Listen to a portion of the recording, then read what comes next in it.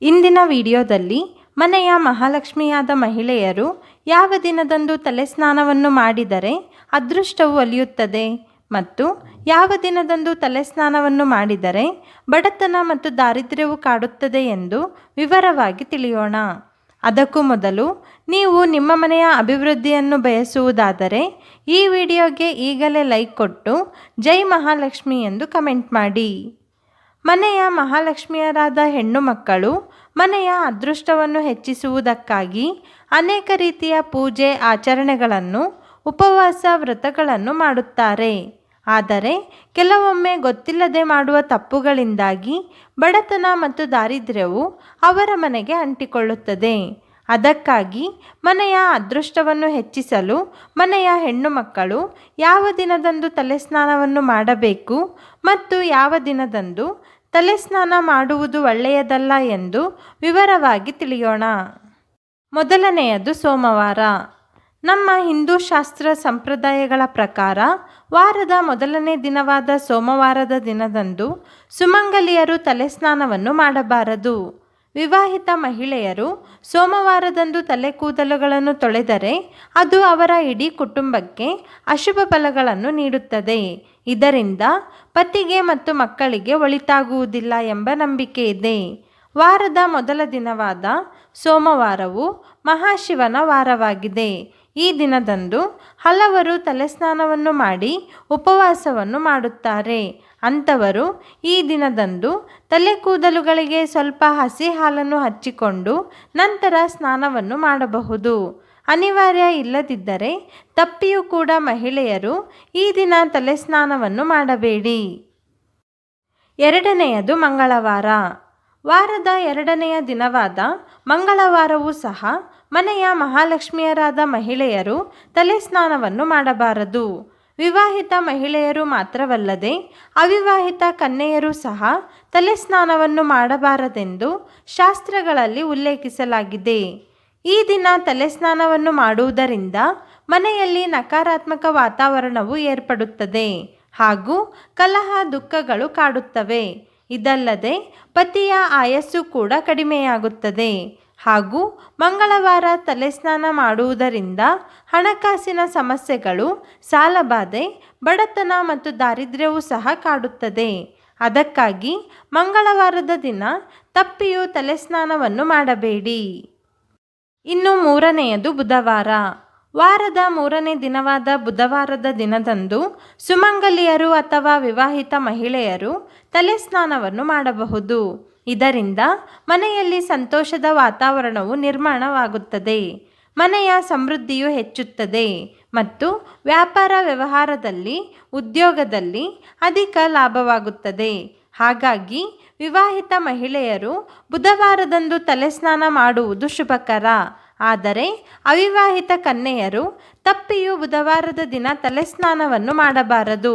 ಇದರಿಂದ ಹೆಣ್ಣು ಮಗುವಿನ ಸಹೋದರನಿಗೆ ಅತೀವ ನಷ್ಟ ಸಂಭವಿಸುತ್ತದೆ ಹಾಗೂ ಅವಿವಾಹಿತ ಕನ್ಯೆಯರು ಬುಧವಾರ ತಲೆ ಸ್ನಾನ ಮಾಡುವುದರಿಂದ ವಿವಾಹವು ವಿಳಂಬವಾಗುತ್ತದೆ ಎಂದು ಹೇಳಲಾಗುತ್ತದೆ. ಅದಕ್ಕಾಗಿ ನಿಮ್ಮ ಮನೆಯ ಹೆಣ್ಣು ಮಗು ಬುಧವಾರದ ದಿನದಂದು ತಲೆ ಸ್ನಾನವನ್ನು ಮಾಡುತ್ತಿದ್ದರೆ ಅದನ್ನು ತಪ್ಪಿಸಿ. ನಾಲ್ಕನೆಯದು ಗುರುವಾರ. ವಾರದ ನಾಲ್ಕನೇ ದಿನವಾದ ಗುರುವಾರದ ದಿನದಂದು ಮುತ್ತೈದೆಯರು, ಅವಿವಾಹಿತ ಕನ್ಯೆಯರು ಯಾರೇ ಆಗಿರಲಿ ತಲೆ ಸ್ನಾನವನ್ನು ಮಾಡಬಾರದೆಂದು ಹೇಳಲಾಗುತ್ತದೆ.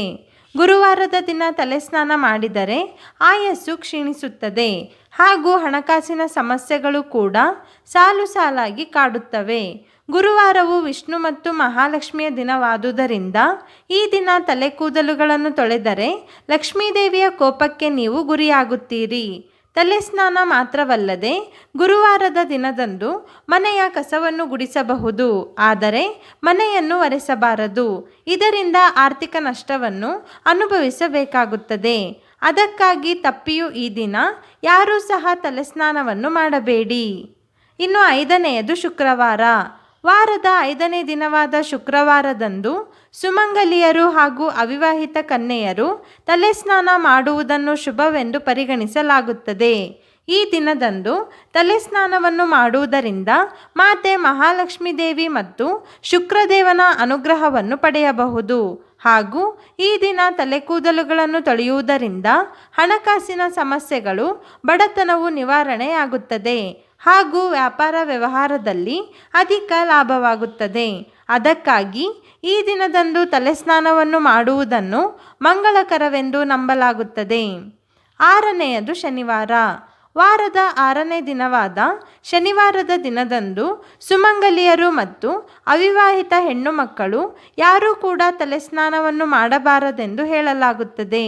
ಶನಿವಾರವು ಶನಿದೇವರಿಗೆ ಮೀಸಲಾದ ದಿನವಾಗಿದೆ.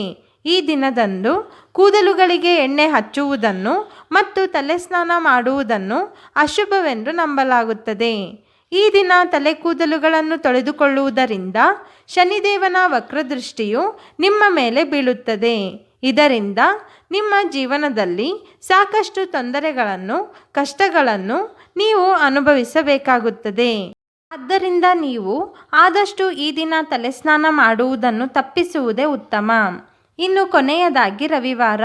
ವಾರದ ಕೊನೆಯ ದಿನವಾದ ಭಾನುವಾರದ ದಿನದಂದು ಮನೆಯ ಮಹಾಲಕ್ಷ್ಮಿಯರಾದ ಮಹಿಳೆಯರು ತಲೆಸ್ನಾನವನ್ನು ಮಾಡಬಾರದೆಂದು ಹೇಳಲಾಗುತ್ತದೆ. ರವಿವಾರ ಸುಮಂಗಲಿಯರು ತಲೆಕೂದಲುಗಳನ್ನು ತೊಳೆಯುವುದರಿಂದ ಮನೆಗೆ ಒಳ್ಳೆಯದಲ್ಲ. ಆದರೆ ಈ ದಿನ ಅವಿವಾಹಿತ ಕನ್ಯೆಯರು ತಲೆಸ್ನಾನವನ್ನು ಮಾಡಬಹುದು. ಇದರಿಂದ ಮನೆಗೆ ಯಾವುದೇ ರೀತಿಯ ಋಣಾತ್ಮಕ ಪ್ರಭಾವವು ಬೀರುವುದಿಲ್ಲ.